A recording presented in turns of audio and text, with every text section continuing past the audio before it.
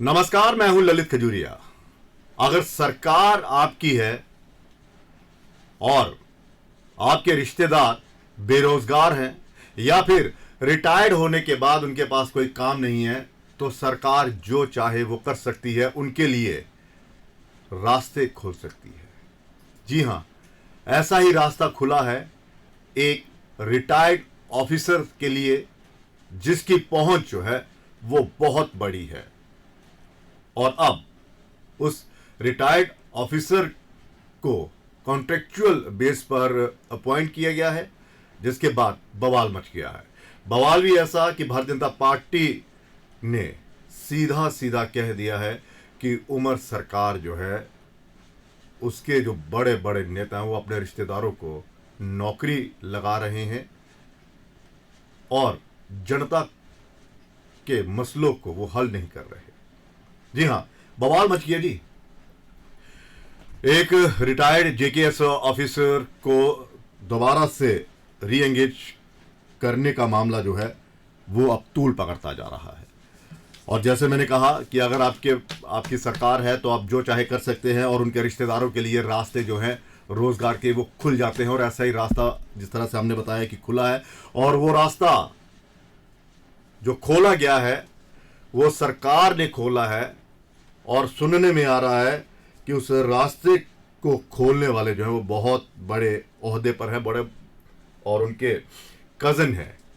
कोई कजन कह रहा है, कोई भतीजा कह रहा है।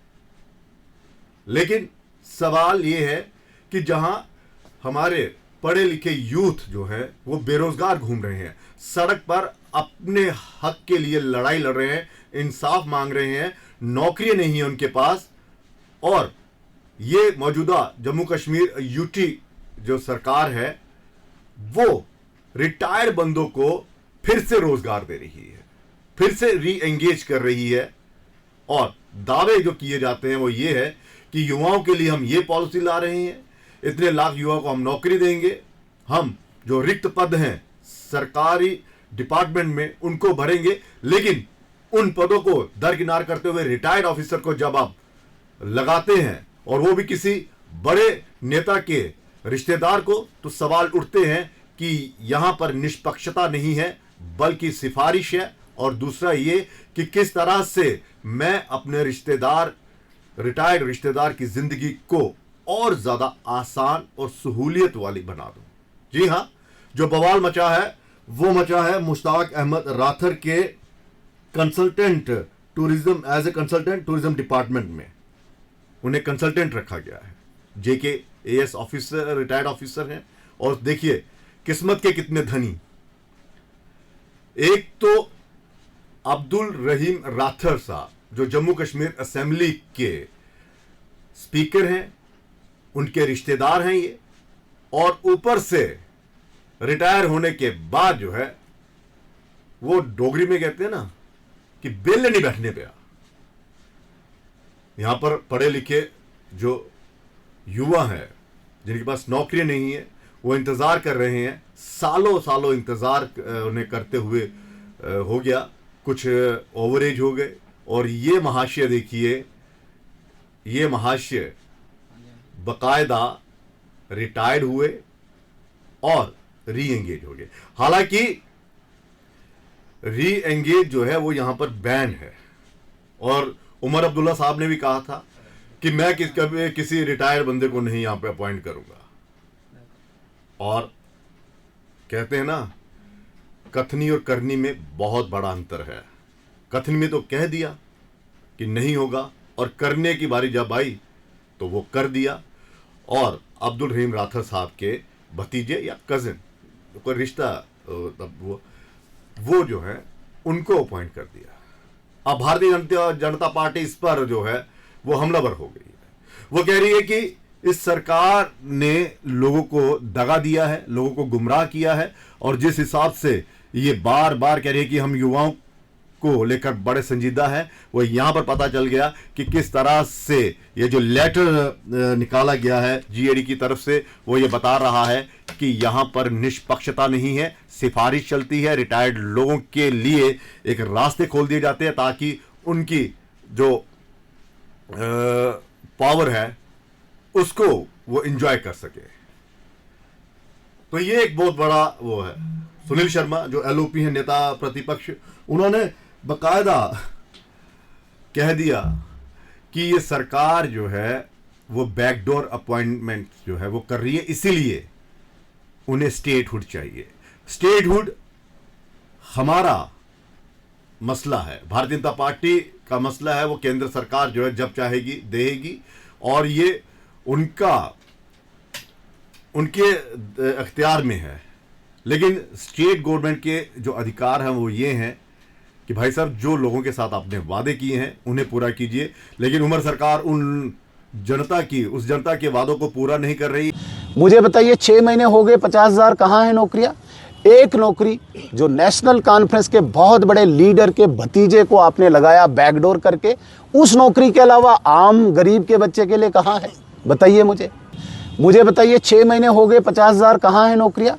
एक नौकरी जो नेशनल कॉन्फ्रेंस के बहुत बड़े लीडर के भतीजे को आपने लगाया बैकडोर करके, उस नौकरी के अलावा आम गरीब के बच्चे के लिए कहाँ है?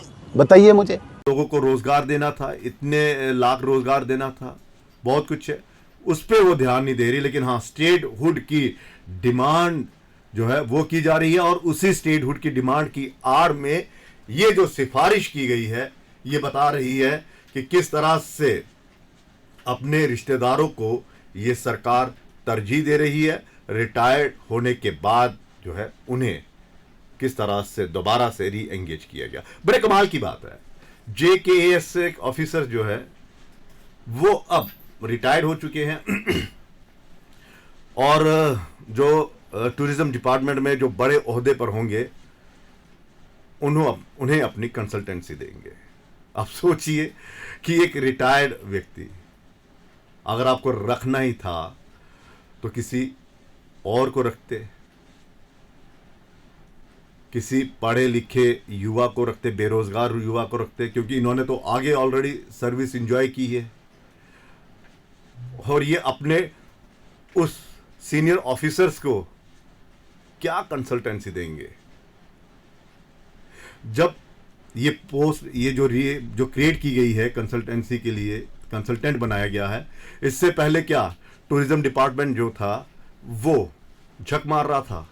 क्या टूरिज्म डिपार्टमेंट के जो बड़े बड़े ऑफिसर्स हैं उन्हें नहीं पता कि वो किस तरह से काम कर रहे हैं? जब बैठकों में वो हिस्सा लेते हैं तो बताते नहीं है क्या कि जम्मू कश्मीर किस और तरक्की की ओर बढ़ रहा है टूरिज्म में? हर साल तो आंकड़े आते हैं कि इतने करोड़ टूरिस्ट जो है वो यहाँ आया, इस साल इतने करोड़ की संभावना है, ये सब कुछ वो ऑफिसर्स कर तो रहे हैं। और फिर इस तरह रिटायर्ड ऑफिसर के जो कंसल्टेंट की क्या ज़रूरत? ये ज़रूरत इसलिए है कि सरकार ये बताना चाहती है कि भले ही आप IAS ऑफिसर्स हैं या उस और LG साहब के कंट्रोल में है, लेकिन आपके लिए मैं एक JKAS ऑफिसर जो है उसको कंसल्टेंट के तौर पर आपके साथ लगाऊंगा, और अब वो आपकी हर इस मीटिंग में बैठेगा। लेकिन सवाल मीटिंग में बैठने का नहीं है, सवाल ये है कि रिटायर्ड को रिटायर होने दीजिए और नए लोगों को आप मौका दीजिए ना। आपने तो वादा किया था कि यूथ को हम मौका देंगे, ये मौका दे रहे हैं आप। खैर, अब इस बात ने तूल पकड़ लिया, और एक चीज साबित हो गई कि जम्मू कश्मीर जो है वो रिटायर्ड लोगों के लिए एक बहुत, कह सकते हैं कि इजी स्टेट बन गया है। एक बहुत क्या कह सकते हैं कि जहां दूसरे राज्यों में रिटायर्ड लोगों को दोबारा से री एंगेज नहीं किया जाता होगा या बहुत कम किया था, वहां पे जम्मू कश्मीर में आप आइए, आपका स्वागत है। या लोकल अगर रिटायर्ड होता है तो उसका भी स्वागत है, क्योंकि LG सरकार के दौरान भी कई रिटायर्ड लोगों को री एंगेज किया गया था। और जो बताता है कि सिर्फ अपने रिश्तेदार, अपनी पावर, अपने लोगों के हितों के बारे में ही हर सरकार सोचती है। फिलहाल देखना यह है कि ये जो अपॉइंटमेंट हुई है, इस अपॉइंटमेंट को लेकर अब विपक्ष जो है वो किस तरह से हमलावर होता है। हालांकि ये 3-4 दिन पुरानी खबर है, लेकिन जो अब बयान आ रहे हैं, जिस तरह से सुनील शर्मा ने हमला किया है, वो ये संकेत दे रहा है किस पर राजनीति होगी। और आपको याद होगा AK मेहता साहब जो मुख्य सचिव के पद पर रिटायर हुए थे जम्मू कश्मीर से, और रिटायर होने के बाद उन्होंने कहा था कि बैकडोर अपॉइंटमेंट्स जो हैं वो पुरानी सरकारों में हुई है। तो ये बैकडोर अपॉइंटमेंट भी एक ठप्पा लगा रही है कि हां, जम्मू कश्मीर स्टेट से यूटी बन गया और बहुत बदलाव हुए हैं, लेकिन ये सिफारिशों वाला, बैकडोर वाला और रिश्तेदार वाला जो एक पुराना एक चलन है वो नहीं बदलेगा। बाकी भले ही सब कुछ बदल जाए। फिलहाल इजाजत दीजिए, नमस्कार।